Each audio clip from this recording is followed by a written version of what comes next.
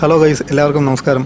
അപ്പം എങ്ങനെയാണ് റോഡിൽ വാഹനമായിട്ട് ഇറങ്ങുമ്പോൾ ശരിയായ രീതിയിൽ ഓവർടേക്ക് ചെയ്യേണ്ടത് എന്നുള്ളതിനെപ്പറ്റി ഒരു വീഡിയോ ചെയ്യണമെന്ന് നമ്മുടെ കമൻറ്റ് ബോക്സിൽ കുറേ ആളുകൾ നമ്മുടെ കുറേ സഹോദരന്മാർ ചോദിച്ചിട്ടുണ്ടായിരുന്നു. അപ്പോൾ ഞാൻ എൻ്റെ കുറച്ച് രീതികളാണ് ഇവിടെ പറയാൻ പോകുന്നത്. ഞാൻ ഓവർടേക്ക് ചെയ്യുന്ന ഒരു രീതിയും കാര്യങ്ങളൊക്കെയാണ് നിങ്ങളിവിടെ പറയാൻ പോകുന്നത്. അപ്പം കാണുന്ന വണ്ടികളെല്ലാം ഓവർടേക്ക് ചെയ്യുന്ന ഒരു ശീലം ചിലർക്കുണ്ട്. ഇപ്പം നമ്മൾ റോഡിലോട്ട് വണ്ടിയായിട്ട് ഇറങ്ങുവാണെങ്കിൽ ഏത് വണ്ടി മുന്നിൽ പോയോ ആ വണ്ടി ഇപ്പം ഒരു ആംബുലൻസ് വന്നാൽ പോലും അതിൻ്റെ മുന്നിൽ ഓവർടേക്ക് ചെയ്ത് കയറുക എന്നുള്ളതൊരു ചിലരുടെ ഒരു തെറ്റായ ഒരു ശീലമുണ്ട്.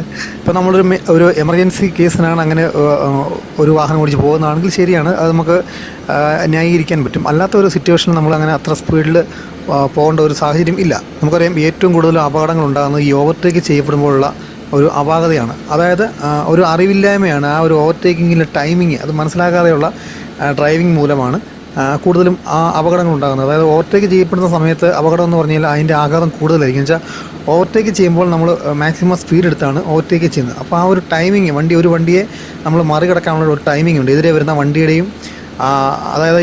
വണ്ടിയുടെയും നമ്മൾ ഓവർടേക്ക് ചെയ്യപ്പെടുന്ന വണ്ടിയുടെയും ഇടയിൽ നമ്മൾ ഉള്ള ആ ഒരു ചെറിയൊരു ടൈമിംഗ് ഒരു പോയിൻ്റ് ഉണ്ടല്ലോ, ആ ഒരു ടൈമിംഗ് മനസ്സിലാക്കാതെ വരുമ്പോഴാണ് തീർച്ചയായിട്ടും കൂട്ടിയിടി ഉണ്ടാകുന്നത്. ലൈസൻസൊക്കെ എടുത്തിട്ട് വർഷങ്ങളായിട്ട് വണ്ടി ഓടിക്കുന്ന ചിലരെ എനിക്കറിയാം. അവരിപ്പോഴും സിറ്റിക്ക് പോവുകയാണെങ്കിൽ ഏതെങ്കിലും വാഹനത്തിൻ്റെ ഇപ്പോൾ ബസ്സാണെങ്കിൽ ബസ്സിൻ്റെ പുറകിൽ പിടിച്ചങ്ങ് പോകത്തേ ഉള്ളൂ. അവർക്ക് ഓവർടേക്ക് ചെയ്യാൻ പേടിയാണ്. അതായത് അവർ വർഷങ്ങളായിട്ട് ലൈസൻസ് കൊടുത്ത് റോഡിൽ വേറെ മറ്റ് പ്രശ്നങ്ങളൊന്നുമില്ല, ഓവർ സ്പീഡോ ഒരു കാര്യങ്ങളോ ഒരു അപകടങ്ങളോ ഉണ്ടാക്കാത്ത ആളുകളാണ്. പക്ഷേ അവർക്ക് ഓവർടേക്ക് ചെയ്യാൻ പേടിയാണ്. അങ്ങനെ ഒരുപാട് ആളുകൾ നമുക്കറിയാം. നിങ്ങളുടെ കൂട്ടത്തിൽ അല്ലെങ്കിൽ ഈ വീഡിയോ കാണുന്ന ആരെങ്കിലും ഉണ്ടെങ്കിൽ ഒന്ന് കമൻറ്റ് ചെയ്തേക്കണേ. അങ്ങനെയുള്ള ഓവർടേക്ക് ചെയ്യാൻ പേടിയുള്ളവർ ഉണ്ടെങ്കിൽ ഒന്ന് കമൻറ്റ് ചെയ്തേക്കണേ. ഇപ്പം നമ്മളൊരു വണ്ടിയെ ഓവർടേക്ക് ചെയ്യുവാണെങ്കിൽ ആ വണ്ടിയെ പൂർണ്ണമായിട്ടും ഓവർടേക്ക് ചെയ്യപ്പെടാൻ എനിക്ക് സാധിക്കുമെന്ന് പൂർണ്ണ ആത്മവിശ്വാസം ഉണ്ടെങ്കിൽ മാത്രമേ നമ്മൾ അതിനെ ഓവർടേക്ക് ചെയ്യാൻ ശ്രമിക്കാവുള്ളൂ. ഇല്ലാതെ നമ്മൾ മനസ്സോടെ കയറി പേടിച്ച് ആക്സിലേറ്റർ കാല് ചവിട്ടി കയറി കഴിഞ്ഞാൽ അത് ഇല്ലാത്ത അപകടം നമ്മൾ വിളിച്ചു വരുത്തുന്നതിന് തുല്യമാണ്. ആ രീതിയിൽ പേടിയോടുകൂടിയുള്ള ഒരു ഡ്രൈവിങ് കൂടുതൽ അപകടം വിളിച്ചു വരുത്തതേ ഉള്ളൂ. നമ്മളിപ്പോൾ ഒരു വണ്ടിയെ ഓവർടേക്ക് ചെയ്യുകയാണെങ്കിൽ നമ്മൾ വളരെ ദീർഘവീക്ഷണത്തോടു കൂടി തന്നെ ഓവർടേക്ക് ചെയ്യണം. ഒരപകടം എപ്പോഴും നമ്മുടെ കൺമുന്നിൽ ഉണ്ടാവും എന്നുള്ളൊരു കരുതലോടെ വേണം നമ്മൾ ഓവർടേക്ക് ചെയ്യാൻ.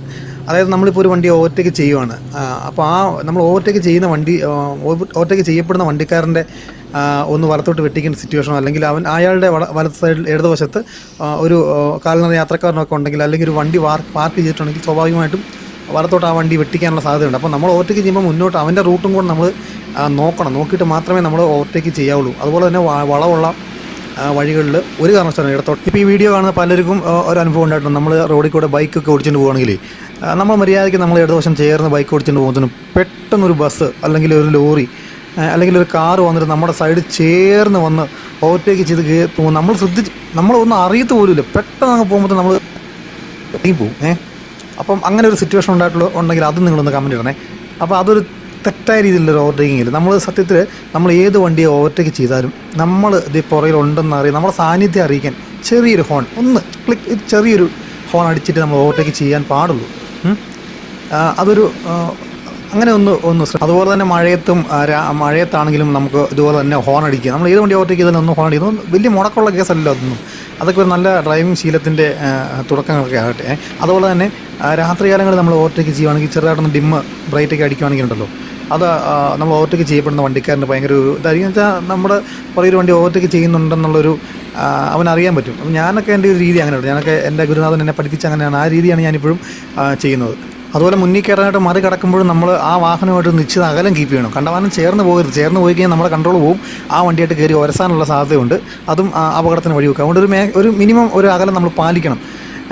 മുന്നിലൂടെ നമുക്ക് എതിരെ വണ്ടി വരുന്നില്ല എന്നുള്ള പൂർണ്ണ വിശ്വാസം നമ്മുടെ കാഴ്ചകളും കറക്റ്റാണെങ്കിൽ മാത്രമേ ഓവർടേക്ക് ചെയ്ത് കയറാൻ പാടുള്ളൂ. ഓക്കെ. തന്നെ നമ്മൾ ചെറിയ വലിയ വാഹനങ്ങൾ ഓവർടേക്ക് ചെയ്യുമ്പം ഒരു കാര്യം പ്രത്യേകം ശ്രദ്ധിക്കണം.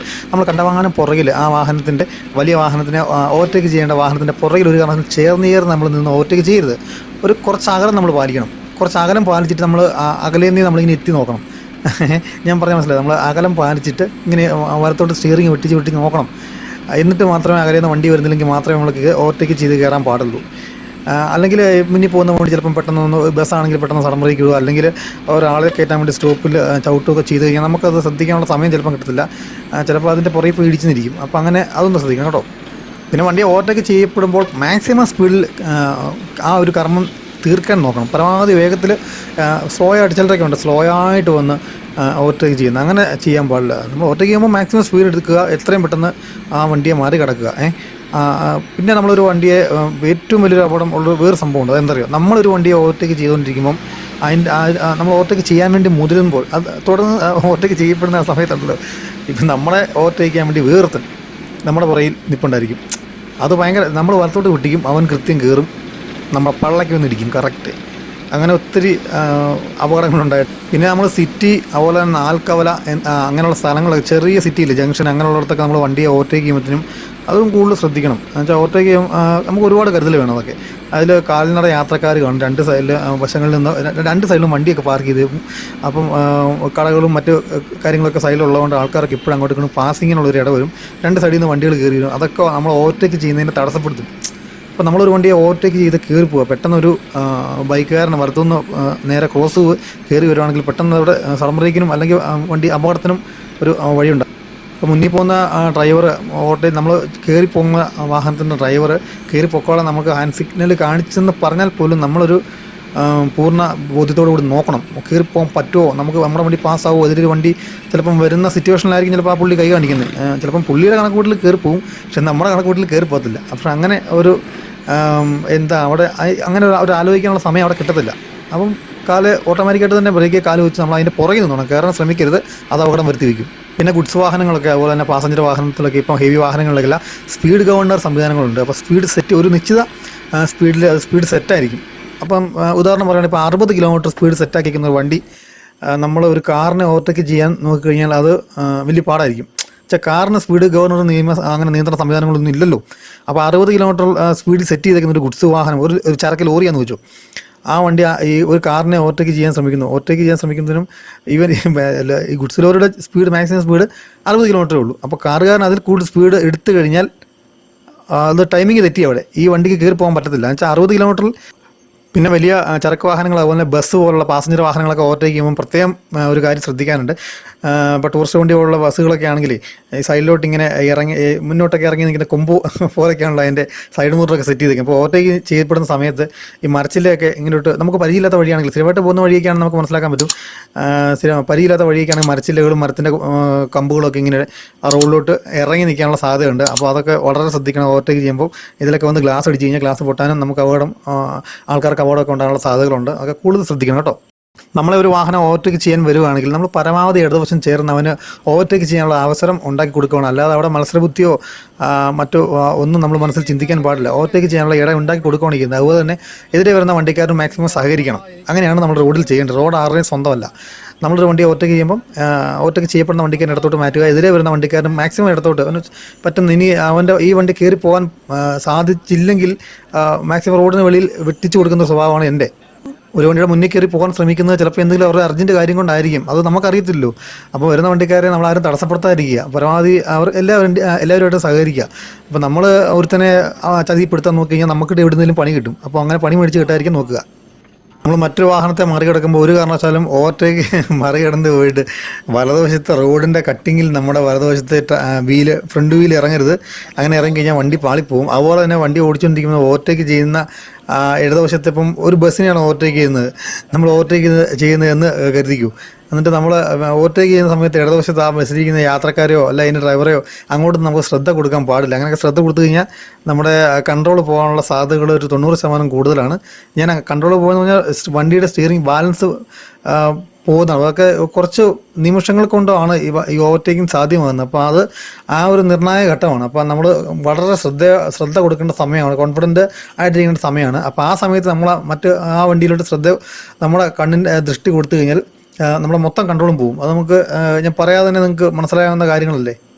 ചില ആളുകളുണ്ട് നമ്മുടെ പുറകിൽ കിടന്ന് ഹോൺ നല്ലപോലെ അടിച്ചു പിടിക്കുക. എന്നിട്ട് ഹോൺ അടിച്ചിട്ട് നമ്മൾ സൈഡ് കൊടുക്കുമ്പോഴത്തേനുണ്ടല്ലോ നമ്മളെ ഓവർടേക്ക് ചെയ്ത് കയറിയിട്ട് അതായത് ഒരു 300 മീറ്റർ കഴിയുന്ന അവൻ വലത്തോട്ട് ഇൻഡിക്കേറ്റർ ഇട്ട് തിരിഞ്ഞു പോകും. അതൊക്കെ എന്തൊരു മോശം ഒരു പ്രവണതയായിരുന്നു, ഒന്ന് ആലോചിച്ച് നോക്കി അല്ലേ. നമ്മളെന്തോ അർജൻറ്റാണെന്ന് ഓർത്തുകൊണ്ട് നമ്മൾ സൈഡ് ഒതുക്കി കൊടുക്കും. എന്നിട്ട് നമ്മളെ ഓവർടേക്ക് ചെയ്ത് കയറി കഴിഞ്ഞിട്ട് വലത്തോട്ട് ഇൻഡിക്കേറ്റർ ഇട്ട് അവനൊരു 100-150 മീറ്ററിൻ്റെ ഓട്ടോ ഉള്ളൂ. അപ്പോൾ അതിന് അത്ര സമയം പോലും പുറകെ നിൽക്കാനുള്ള ക്ഷമയില്ല. അപ്പോൾ അങ്ങനെയൊക്കെ കാണിക്കുന്ന റോഡിൽ ഓരോ പോക്കൃത്തരം കാണിക്കുന്നവർക്ക് എന്നെങ്കിലും എവിടെന്നെങ്കിലുമൊക്കെ തിരിച്ച് കിട്ടും. അപ്പോൾ അങ്ങനെ തിരിച്ച് കിട്ടാതിരിക്കാൻ എല്ലാവരും ശ്രമിക്കുക. അപ്പോൾ അറിയാവുന്ന കാര്യങ്ങൾ, ഓർമ്മയിൽ വന്ന കുറച്ച് കാര്യങ്ങളങ്ങ് നിങ്ങളോട് പറയുന്നേ ഉള്ളൂ. അപ്പോൾ എല്ലാവർക്കും ഒരു ശുഭദിനം നേരുന്നു. ആദ്യമായിട്ട് വീഡിയോ കാണുന്നവരും ഒക്കെ ഉണ്ടെങ്കിൽ ചാനലൊന്ന് സബ്സ്ക്രൈബ് ചെയ്ത് സപ്പോർട്ട് ചെയ്യുക. ഈ വീഡിയോ ഇഷ്ടമായി കഴിഞ്ഞാൽ വീഡിയോയ്ക്ക് തീർച്ചയായിട്ടും ലൈക്ക് തരിക. നിങ്ങളുടെ സുഹൃത്തുക്കളിലേക്ക് ഈ വീഡിയോ ഒന്ന് എത്തിക്കാൻ വേണ്ടി ഷെയർ ചെയ്യുക. നിങ്ങളുടെ ഫാമിലി ഗ്രൂപ്പുകളിലേക്കും സുഹൃത്തുക്കളിലേക്കും ഒക്കെ ഒന്ന്, ഏത് വാട്സപ്പ് വഴിയാണെങ്കിലും മറ്റ് സോഷ്യൽ മീഡിയ വഴികളൊക്കെ ഒന്ന് ഷെയർ ചെയ്യുക. അപ്പോൾ ഓക്കെ, നാളെ മറ്റൊരു നല്ല വീഡിയോ ആയിട്ട് നമുക്ക് കാണാം. എല്ലാവർക്കും ഗുഡ് ബൈ.